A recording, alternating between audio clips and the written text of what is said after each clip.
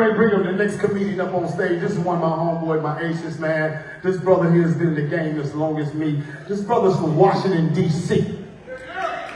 D.C. in the house, that's the original Chocolate City. He has a podcast that I love to watch, and make sure y'all check it out, man, and make sure you tune into it. It's called The Panic Room. And I want you all to put your hands together with no further delay and show some love to my homie and give it a one time for the one, the only Pierre. I watch you every week on Comedy Hype, man. It's always. You don't mind me talking crazy? No, but you bring comedy and humor to There you go. There you go. Serious issues. There you go. Well, I appreciate you coming out to support tonight too, brother, for real. All right, I really appreciate it. Thank you, man. You like the show? Great show. I appreciate that. There you go. Great show. It was my birthday. Happy birthday. Thank you very much. Happy 25th birthday to her, y'all. I will. What? That's all right. 56. Oh, look at that. Woo, woo, woo, woo. Okay, now. I know you don't want to go. Everybody was scared to walk over here. Why are you It's all good. You're scared. Why are you scared? I appreciate that. What did you do? I do nothing. I would never do nothing, my folks. I can't believe it's you. I want to get a book. A couple books left. I want a book. We got, oh, thank God, $20. Yep. Thank you, Sam. If you get a pen, because my pen died out, I'll get a sign.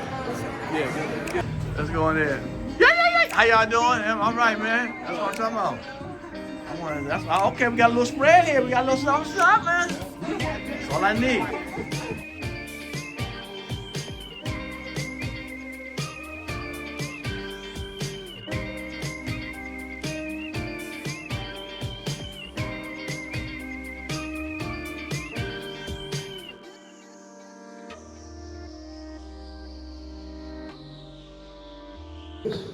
Angry booty I can get.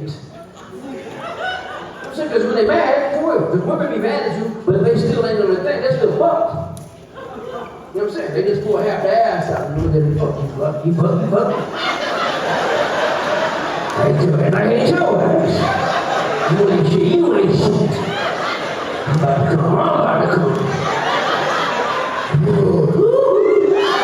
Yo, what up, y'all? Welcome to another episode of Pierre's Backstage Pass. You know how we do it, man. We got my man Joe Torry here. He just rocked the house. He headlined the theater over here with the Lauderhill Performing Arts Center in Florida. Lauderhill Performing Arts Center in Florida. Lauderhill. We thought it was Beverly Hills, but it ended up being Lauderhill. Hell no. Man, to come after the heat that we had, man, and you still do your thing, brother, that's still impressive after all these years, bro.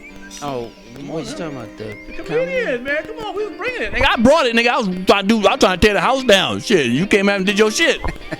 Yeah, I mean, but you know, I don't look at it as like, you know, we old school. You know, where I look at it as a concert and we just add our stuff to the table. Right. You know what I'm saying? You're going to be ham hocks, you're going to be grits, you're going to be chicken wings, you're going to be greens, macaroni and cheese. Right. We all the good meals. So I don't look at it as when, you know, we're a gumbo. Right. Sometimes we're a gumbo. Right. And I just thought, I look at it, okay, what spice I need to add to what was up there. That's true. So you come from, I come from. You know, Daphne, you got a girl on the show. So I just try to sit back and like, okay, well, how can I add my spice? Do you still enjoy this, man, after? Because you've been in the business for, what, 35 years at least? Man, I'm 57. I've been in the business since I was living. This is all I ever wanted to do. And when you look at it like that, like you're enjoying your life's plan, then it's not work. It's just fun. So you...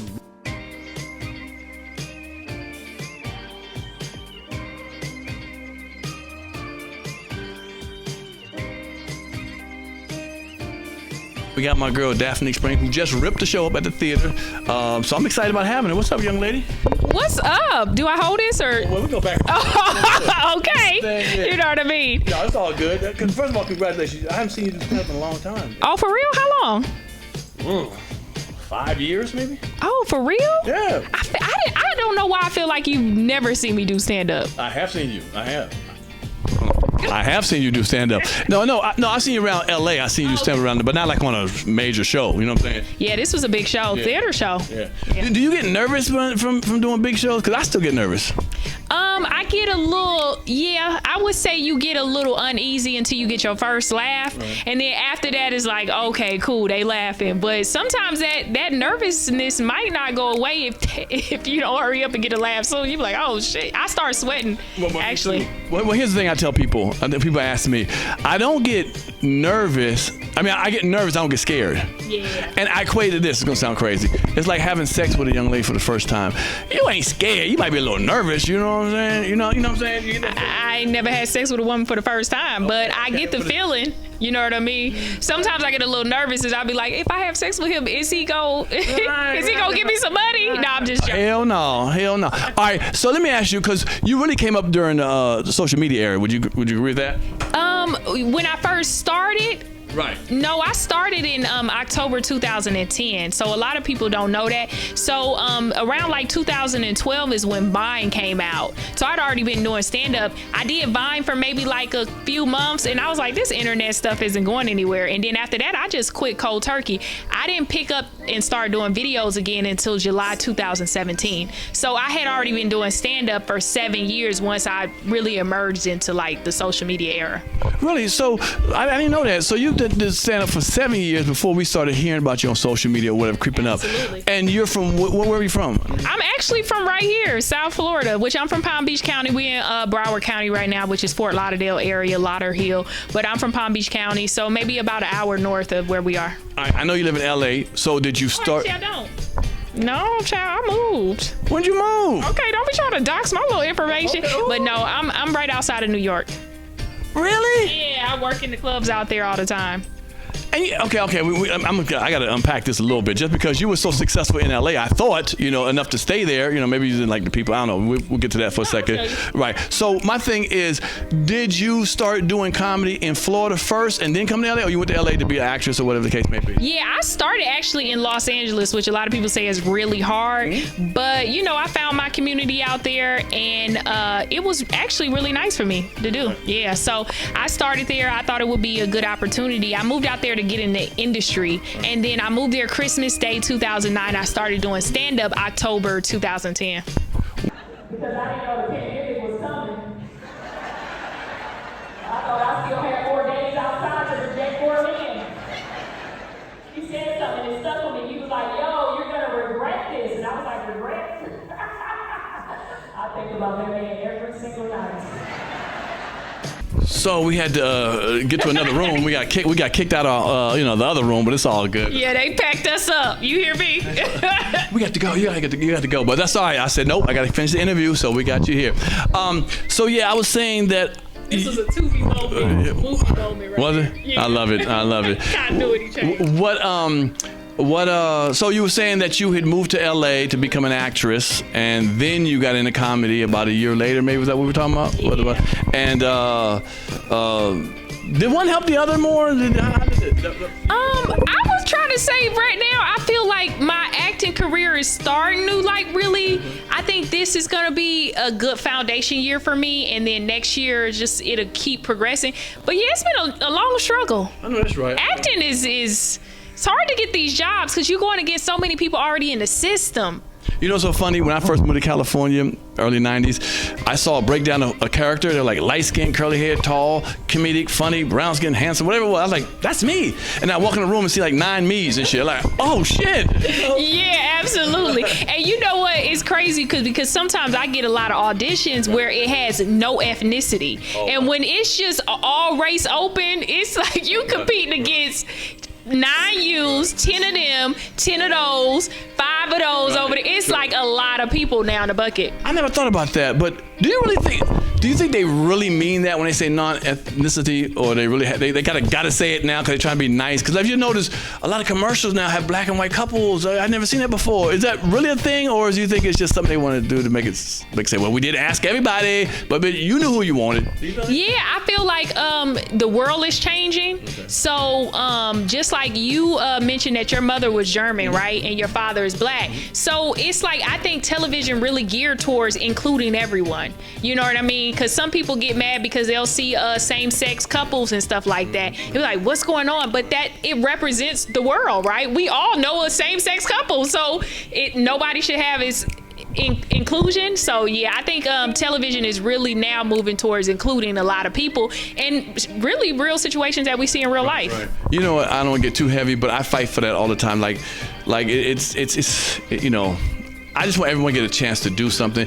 What bothers me sometimes when we, black people who've been through pain, I get it, and have been marginalized and not included, now we're included more, but if you bring another same sex, they're like, they shouldn't be in it. I don't believe in that. Like, nigga, you just went through that, 20, 30 years ago. It was hard for you to get in the door. Why would you want to, I guess, hurt people?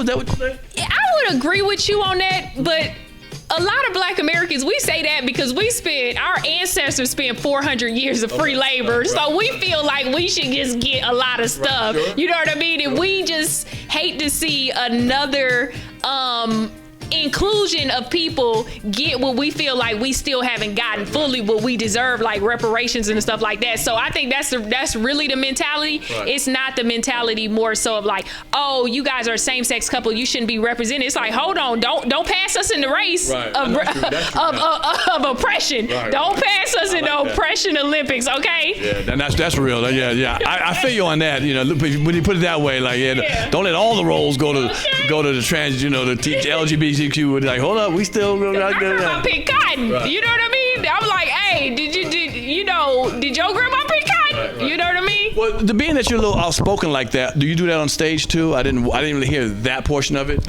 Yeah, I speak. I'm a little outspoken, but just depending on the crowd or depending on how much time I have, right? I'll take you on more of a journey of me. But sometimes when I'm doing like a shorter set, it's like you want to get to the punches. You don't want to be up there bombing because the whole goal is to always get more work or people to come see you more. So then once you come to see me and you see an hour, then I'm gonna sell you on more of my opinions and my views. Right. Being a young comic, do you feel like tonight, you brought it tonight quickly, do you feel like we as black people, you got 10 seconds between jokes, nigga. If I ain't laughing, I'm about to turn it, opposed to, because I know I've seen you do mainstream places in Hollywood and this stuff. Do you feel the difference between that? Do you feel like you have to rush your stuff, be really funny quickly with black audience opposed to mainstream audience? No, I kind of gear more towards the show. I think to say that about black audience is to really degrade us in a way. You know what I mean? Yeah, sometimes people ain't come for your bullshit, but shoot, you go to it sometimes it's not about race, it's about class. Ooh. You know what I mean? Okay. People that go to work every day, blue collar, they there for get quick. Bitch, I worked 54 hours this week. I ain't got time for you to slow poke these little jokes, right? That could be black, white, Hispanic. White people do that? White people trip out when you don't if you ain't quick enough? Take your ass up to Montana or some shit where a couple of the audience members might have did meth for 10 years and they recovering, or they blue collar too. So yeah, I think it's really sometimes about class. And then it's like if you're doing a more political show, if you go into political views, then that really rolls over well too, right? If you're certain, I think I would put it more on class. And not saying one class is better than the other. It's just. Well, from my years of experience, when I do black crowds, they ready for it. They just ready for it. I've been able to slow walk a little bit differently with white crowds, to sit there a little bit, talk a little bit, get to the punchline. Like a Chappelle. Chappelle had to go. He went through the white circuit before he came to the before black people caught on to him. But Chappelle also has a rich white audience as well. A middle class, upper middle class, rich type of audience. He might not be able to slow walk or really have strong political views in front of like a whole bunch of trailer park people. No, you said rich and he said trailer. You can't put them two together in the same conversation. That's what I'm saying. It's a classist thing versus a race. Well, trailer trash don't go see him. People with money and DC, got a little something. I just feel like, I don't know. I'm just saying, if he went to go in front of a whole bunch of people missing a couple of teeth, you know what I mean? Got two two Budweisers in their hand. Wow. They ain't doing nothing like two Budweisers in there. They ain't gonna wait for this dude, whoever to like do certain types of jokes. They like, nah, I want to talk about some titties. Right. I remember one time they put one of my jokes in a group on Facebook, and it was called LGBT. And guess what it stood for? Liquor, guns, beer, and tits. Nice. And it was just the mentality of these people. I was like, what the? Yeah. Oh, they hated me. And in fact, because you're so popular on social media, how do you handle trolls and the negativity? Because I'm getting used to them. I'm learning, and it's like, Blocked. Oh, damn. With a capital BLOCKED. Because it's past tense because your ass been blocked. They don't have a right to speak on your page? It just depends on the type of troll. If you just disagree with me, absolutely, you can stay on it. But if you just try to go and start talking about me or like really shaming me or trying to think you know me and making comments towards that can be vicious and malicious, then absolutely, your ass is out of there for life. And I love Facebook and Meta because now you can block all new accounts. So you ain't gonna make no new page and come back to this page. Bitch, you out of here. Nice. Now, being a lovely looking young lady, do you find it helps or hurts you as a comedian? I find that it's just me. You know what I mean? I can't help how I look. I hear that, but still. Yeah, some people gonna give me an opportunity because they think, oh, how nice is she? Until they find I ain't that nice. But then some women might be. You ain't get no ass. But some women might be with their man and be like, because I got that as a quote unquote pretty boy. The dudes be in the audience like. And then the girls laughing, this ain't that nigga fun. I had to go but what about? That's what I was. This was years ago. What about once you got your popularity? No, right. I think popularity. Those videos really help for people. Now they're just fans and they're excited. And sometimes they send me a DM and ask me, do I want to cuckle with them and their spouse? Yeah, I've gotten that message before. Hell no, that's what y'all doing. Blocked. Wow. You didn't investigate, look? No, I'm not looking. They were attractive people, but I'm not into that type of stuff. Well, if it's another guy and block, don't send it to me. I was gonna say if it's two women, send it to me. Okay. No. What being a female comedian, or just being a comedian, what's something that you didn't realize about the business before you got into the business that you now realize, say, damn, I didn't know it was like this or that? That it takes a minimum of 15 years to make it. If you ever make it, maybe 20 or 30. That a lot of people you see that are stars, they have been doing that at least 10 years prior. It's very rare that people get quick success, and sometimes if they do get quick success, they fall quick too. But it takes years and years to build up. Like, how long had you been doing stand-up when you booked your first movie? Oh, my first movie, 12 years. See, that's what I'm saying. Yeah, I started in high school.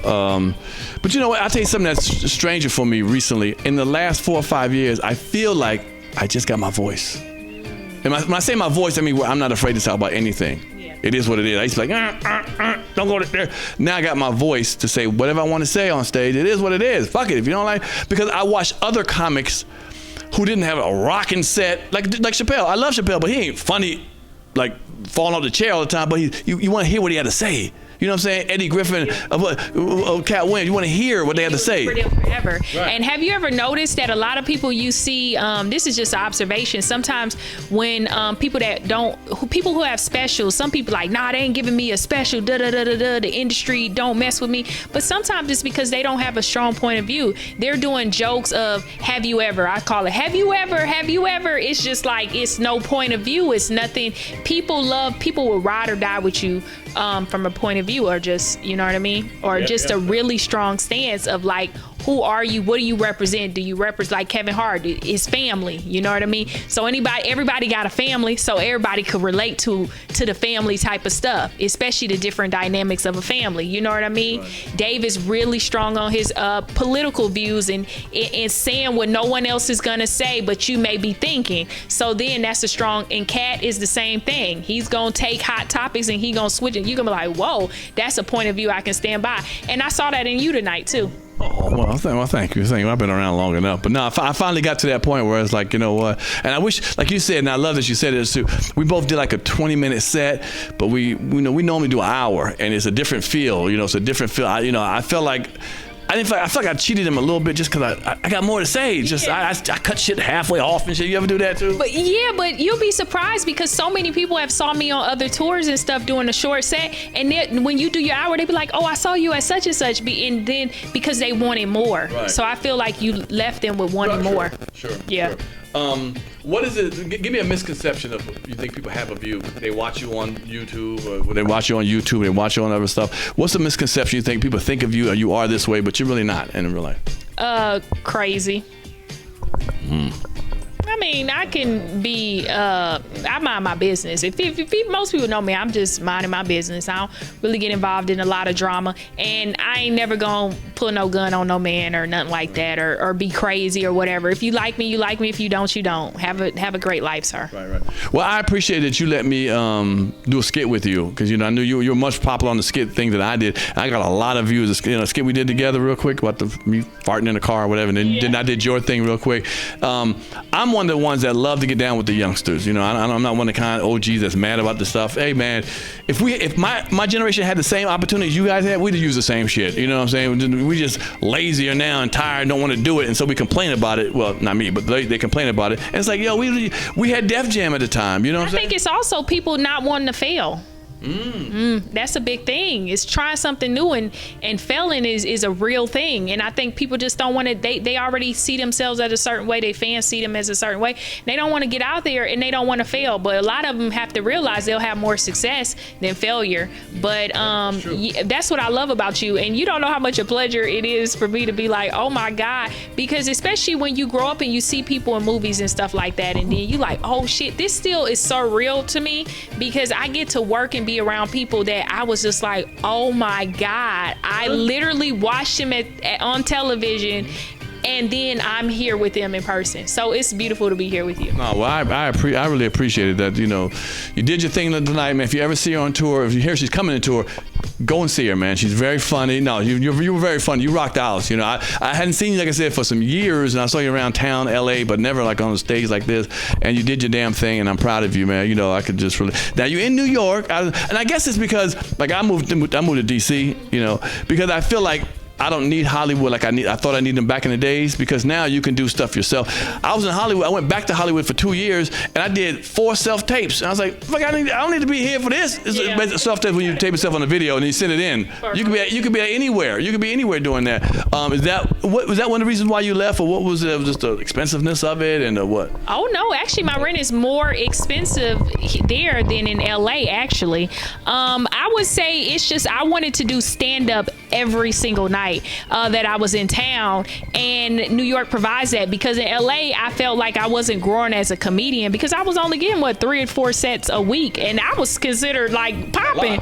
But in New York I realized you could get 4. I mean, coming up in May I have 7 shows in one night, and it's just like, because these clubs, it's just a comedy city. It's just like thriving. And even I did Rob Stapleton's show the other day, and he was like, yeah, he said, and you at the main clubs, you can come over, you need to do more urban clubs. And I was like, oh my gosh, just so much work here. It's like I haven't even thought about, like, I did his room, but I was like, I need to do more of that. But just so you always familiar with all different types of audiences. You know what was cool was I saw you in a clip of The Cellar again. You did The Cellar. I was like, man, she in The Cellar? That's a hard place to get to for urban comics, not the crossover ones who stay around the cross, just real urban ones. And to see you there, I was like, she's where she needs to be seen by the right people. You know what I'm saying? You really are. So to get to New York and to get to a place to be seen, because some people get to New York and they got to do hate to say it, but the chitlin circuit or the urban circuit where them white folks don't come no more. Now you're around that place, so I can see something popping off instantly. You got the look. I know you've done a couple of movies, so you got the acting chops. I just think it's a great thing. Do you plan on staying there until something happens, or you want to come back to LA? Like, what's your second plan? Come back to LA probably, but I just wanted to be better. And I remember talking to just random conversation. You see Dave Chappelle around, and he said every comic should do at least 2 years in New York. That's what he felt. And I was like, I thought about that, and I was like, because just one day after that happened, like I didn't even move for like another year and a half. But then I saw myself, I say I'm not growing here in the city because I'm so afraid to do new jokes. Whereas in New York, you're getting so much sets, crowd work is getting better, reactions, interaction, and then you can get tapes to your sets there. So now you can really, if people haven't noticed, but I'm gearing my actually social media away from more sketches and more towards stand-up and putting out those clips, and they're doing well. I had one just recently hit 75,000 likes, so just really promoting that kind of stuff now too. Nice. And that's where you can really get your money, because I think skits are cool, but they're not casting you for shit, and it's but showing you doing stand-up, You're gonna get booked at places. People see the clips like, she's funny, let me hire her. And you gotta eat. It's about eating and survive. I tell people, and this is what I tell people, young comics or anybody, here's the thing that I really believe, and I always tell people this. Enjoy the journey, because that's the only thing you have the control over. You don't have the control over the ending. You may never become huge. You never become a star. But you will have a journey as long as you stay on it. And why not enjoy something you can control instead of being frustrated about it? If you're frustrated, why are you frustrated about the journey? Like, I enjoy doing this. I enjoy coming to Lauderhill. I enjoy going to get something to eat. I enjoy going to the mall. People say, yo, you're the comedian. Man, that's beautiful. Opposed to say, man, I need to be bigger. Yeah, but yeah, this is my journey. And if I don't go no further than this, it's okay, because I've enjoyed this journey. You know what I'm saying? Yeah, I think it gets to a point in life where you get to that level. I'm not at that level yet. Okay. It's like I want not frustrated, just want more. You know what I mean? Just always looking for, a different, to reinvent myself, to find more. I don't enjoy the journey sometimes, and I think sometimes I have to be careful, because I have to also remember to be grateful, because sometimes you can be so caught up in your bullshit that you're not actually even being grateful that, hey, tonight I'm on a show with Pierre Edwards. Like I have to really just sit with that sometimes to be like, wow, like this is somebody I admire. I'm on a show with him. I'm on the show with Joe Torry and John Hinton and people like that. Like Marvin Dixon. Like you got to sit in there. And sometimes it's just like, well, what about somebody gonna book me next week? Right. How you gonna get your next little check, or how you gonna get your next opportunity? Right. So yeah, sometimes I have to work on being grateful. Well, one thing I want you to let you know, I'm on my journey, but I ain't stopped. I mean, I got my panic room, I got my backstage pass, I do comedy hype, I still do stand up. I got 3 movies I finished already that I got put out. So well, I'm enjoying this. Money on their own independent films. I hope so. I shot these a while back, but I hope somebody throw them on Tubi and some other stuff. But again, thank you, Daphnique, so much, man. This is Daphnique Springs, man. Please watch her, follow her. Where can they follow you at? You can follow me on all my social media at IMD Springs, or on my website, iamdsprings.com. That's what I'm talking about, man. Support that sister, yeah. All right. Thanks again. You rocked it tonight, girl, and I hope to work with you again. I promise you. All right. I think we're gonna do this again. All right, y'all. We out.